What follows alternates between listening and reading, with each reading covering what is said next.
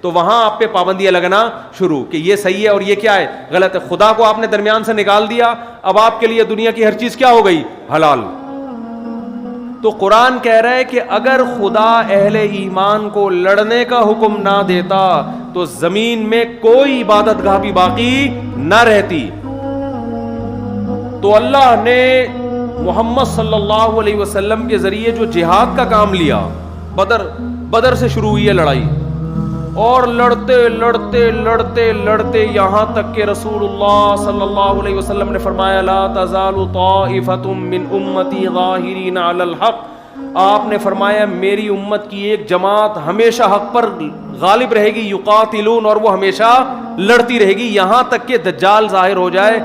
اس وقت سے لے کر 1400 سال گزر گئے, تاریخ میں ایک لمحہ بھی ایسا نہیں آیا ہے کہ اسلام دشمن قوتیں کفر کو طاقت کے زور سے اسلام دشمن قوتیں اسلام کو طاقت کے زور سے ختم کرنے کی کوشش نہ کر رہی ہوں اور مسلمان اس کے مقابلے میں کھڑے نہ ہوئے ہوں.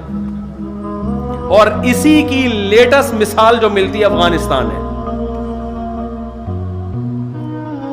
پہلے رشیا نے ہاتھ صاف کیا, وہاں پہ جس ملک پہ پاؤں رکھا اس نے اس کو ہڑپ کر دیا. آپ کیا رشیا کی طاقت کو کم سمجھتے ہیں؟ اتنی بڑی طاقت, اتنی بڑی پاور. اور جس طرح سے اسلامی ملکوں کو اس نے ہڑپ کرنا شروع کیا, اس سے لگتا تھا کہ قرآن کی جو یہ آیت ہے کہ اللہ نے اس دین کو غالب رکھنا ہے قیامت تک, شاید یہ آیت صحیح نہیں ہے. کیونکہ رشیا, میں تو ان ملکوں میں جا کے میں نے اپنی آنکھوں سے دیکھا ہے, ازبکستان میں گیا, بخارا میں گیا, سمرقند میں گیا, انہوں نے بتایا کہ رشیا نے اسلام کو ختم کرنے کے لیے اتنا ظلم کیا ہے کہ اگر کسی کے وضو کا نشان بھی نظر آتا تھا اس کو فوراً قتل کر دیا جاتا تھا. وہاں میں نے لوگوں سے انٹرویو لیے, انہوں نے بتایا کہ ہمارے باپ دادا پہ جو ظلم ہوا ہے, گھروں کے اندر انہوں نے تہخانوں کے اندر شراب خانے کھولے, جنہوں نے اسلام کو محفوظ رکھنا تھا انہوں نے کیا شراب خانے کھولے, وہاں لڑکیاں لا کے رکھی تاکہ اگر چھاپا پڑے تو لگے کہ یہ کیا ہے, عیاشی کا اڈا, اور وہاں قرآن رکھ کے اپنے بچوں کو قرآن پڑھانا شروع کیا. اس طرح سے محفوظ کیا. پھر بھی اگر کسی کی مخبری, یہاں تک کہ اگر کسی بچے کو سلام کرتا ہوا دیکھ لیا جو السلام علیکم کہہ رہا ہے, اسے گرفتار کیا کہ تجھے یہ سلام کس نے سکھایا, اس کو قتل کر دیا ہے.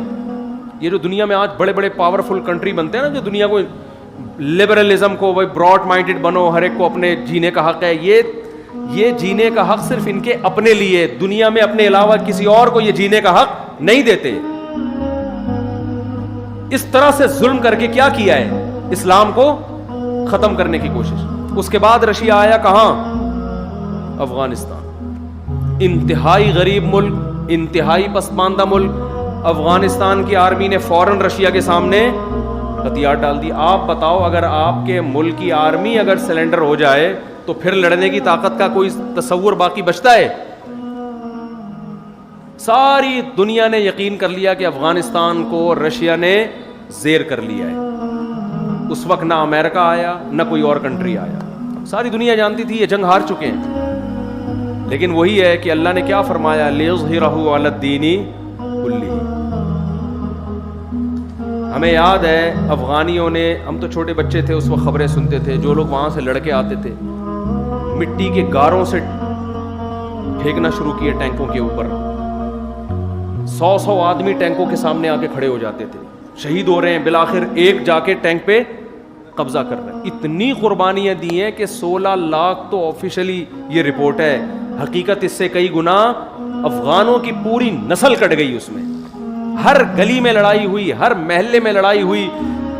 یعنی اتنی پاورفل آرمی سے عوام لڑی ہے, عوام جن کو نہ اسلحہ چلانا آتا ہے نہ باقاعدہ ان کی کوئی ٹریننگ ہے. وہاں کے علماء, مدارس کے لوگ کھڑے ہوئے, یونیورسٹیوں کے, کالج, جس کے ہاتھ میں جو آیا انہوں نے اتنا لڑے ہیں شہادت. اور پھر اللہ نے آسمان سے ان کی مدد دکھائی, ان شہداء کے خون میں خوشبو سنگھائی اللہ نے ان کو. یہاں تک تھا کہ راکٹ لانچر کو وہ جانتے نہیں تھے کہ یہ ہے کیا ہے, اس میں پانی پیتے تھے, اس کا جو لانچر ہوتا ہے نا اس میں پانی پیا کرتے تھے.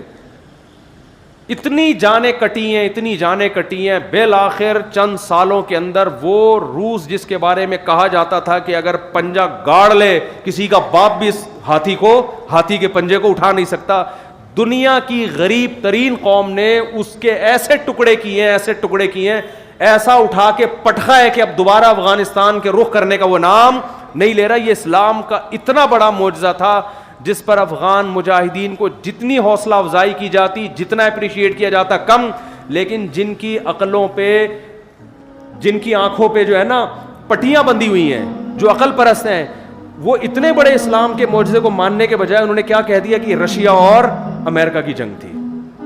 امریکہ کو یعنی رشیا کو جو شکست دی ہے وہ کس نے دی ہے؟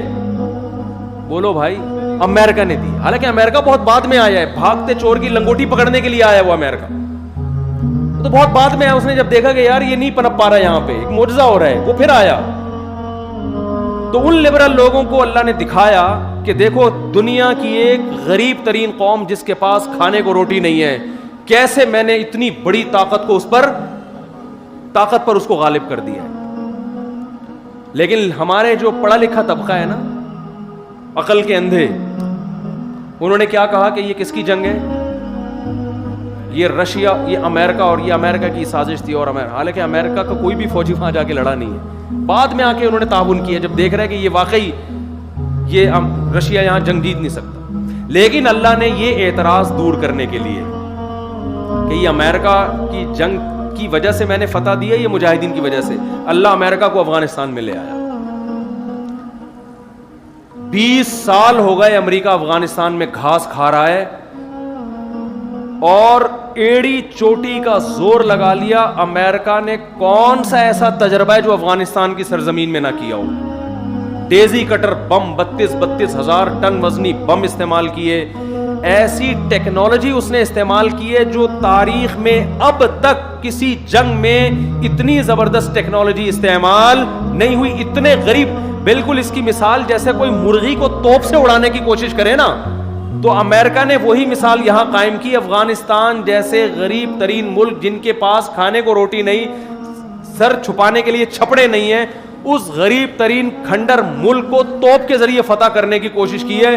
لیکن غلبہ کس کا ہوا ہے؟ مرغی کا. نہیں آ رہی میرے خیال پاس. یہ تو میڈیا کوریج نہیں کر رہا, میڈیا بتا نہیں رہا ہے, کیونکہ ڈنڈا کس کا ہے؟ امریکہ کا.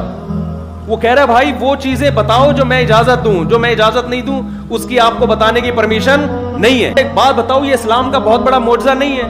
20 سال ملا عمر, 10 سال تو وہ پہاڑوں میں چھپ کے قیادت کی ہے انہوں نے.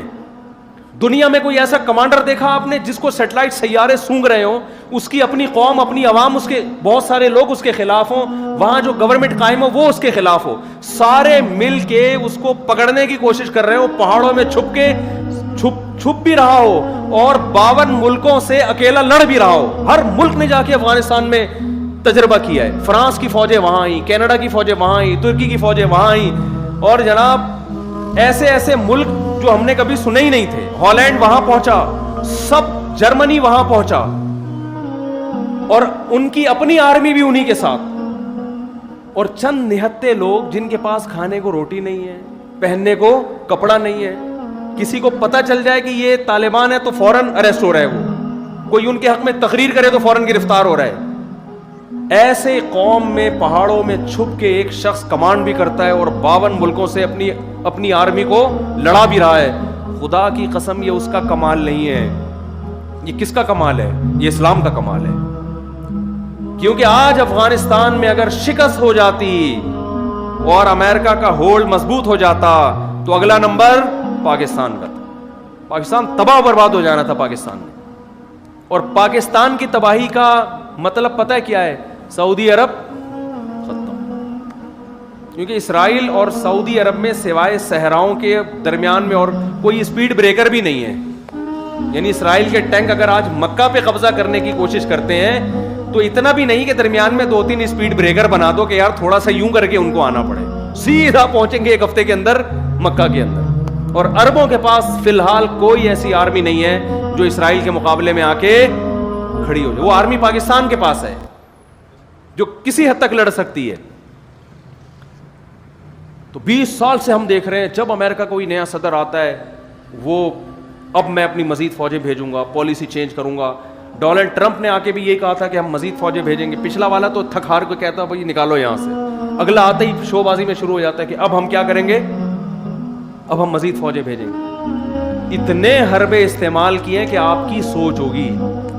افغانیوں کو ڈالر دے دے کے خریدا, مخبریاں کرو, بہت سے بکے, ہزاروں لاکھوں بکے ہیں, مگر ایک خدا کی قسم قربانی کی ایسی داستان قائم کی ہے کہ اگر آج اس پہ ڈاکومنٹری بنے, لوگ بھول جائیں ساری دنیا کو, اور ساری دنیا کو بھول کے ان کے نعرے لگانا شروع کر دیں.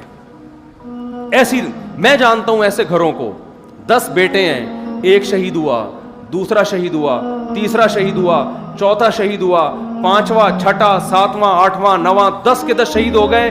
گھر میں عورتوں کے علاوہ کوئی بھی باقی نہیں بچا. پورے گاؤں ملیامیٹ ہو گئے.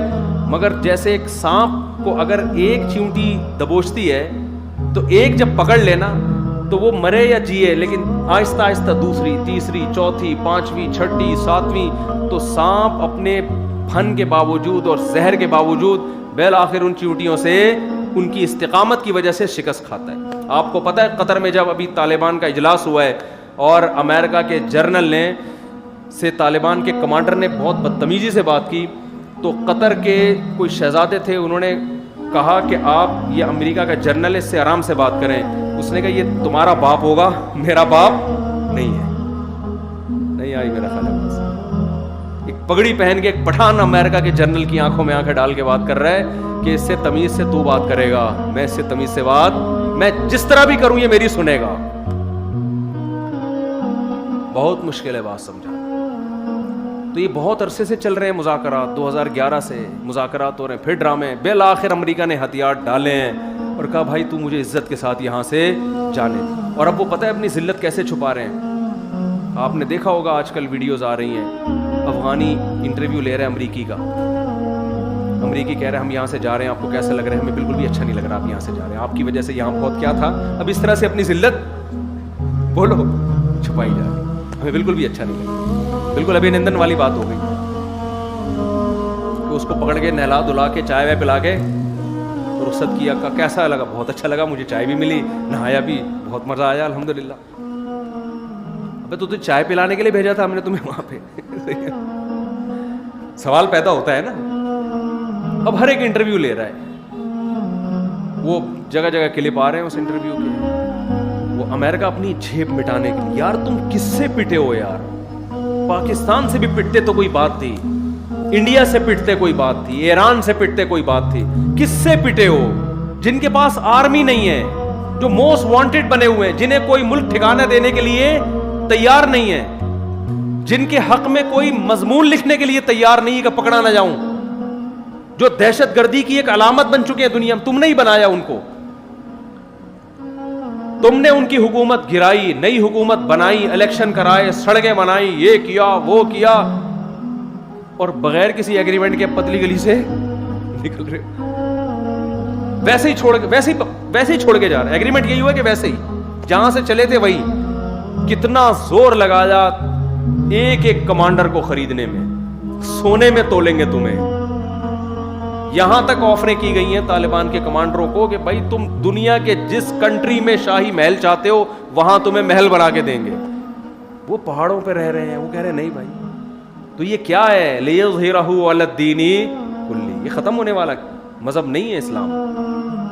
جہاں طاقت کی بات آئے گی وہاں طاقت, جہاں ڈیبیٹ کی بات آئے گی وہاں بحث کی دنیا میں بھی غالب آئے گا. تو قربانی دینے والوں نے الحمدللہ قربانی دے کر ایک بہترین تاریخ رقم کر دی ہے. کاش سینما گھروں میں کوئی ڈاکومنٹری چلے جس میں امریکہ کی شکست کو اور افغان طالبان کی قربانیوں کو دکھایا جائے. مجھے یاد ہے آج سے 11 سال پہلے میں یوٹیوب پہ ایک امریکی فوجی کا انٹرویو سن رہا تھا. وہ میدان جنگ میں مشین گن لے کے طالبان کی طرف رخ کر کے بیٹھا ہوا ہے. ایک اخباری نمائندے نے اس سے انٹرویو لیا, یہ ٹی وی چینل نے, کہ تمہیں یہاں کیسا لگ رہا ہے لڑتے ہوئے. اس نے کہا دے فائٹ ٹو ڈائی, یہ لوگ لڑتے کس کے لیے ہیں؟ موت کے لیے. اور ایک امریکی جرنل کا انٹرویو آیا, وہ بھی میں نے خود سنا. اس نے کہا کہ اس جنگ میں خدا ان کے ساتھ ہے, ہمارے ساتھ نہیں ہے. تو بھائی یہ اسلام کا ایک بہت بڑا معجزہ ہے, بہت بڑا معجزہ ہے جو دنیا میں ظاہر ہوا ہے, لیکن میڈیا اس کو کوریج دے نہیں سکتا, ہم بھی نہیں دے سکتے, میڈیا تو دور کی بات, کیونکہ وہ آخری کوریج ہی ہوگی. ایسے ہی ہے جیسے آپ اخبار میں ریاض بصرہ کا انٹرویو شائع کر دو تو اس کے بعد کیا ہوگا, ظاہر ہے وہ آخری ہی ہوگا, کر نہ دیں کہیں, ریاض بصرہ کا ہمارا کوئی تعلق نہیں ہے, میں ایک مثال دی ہے.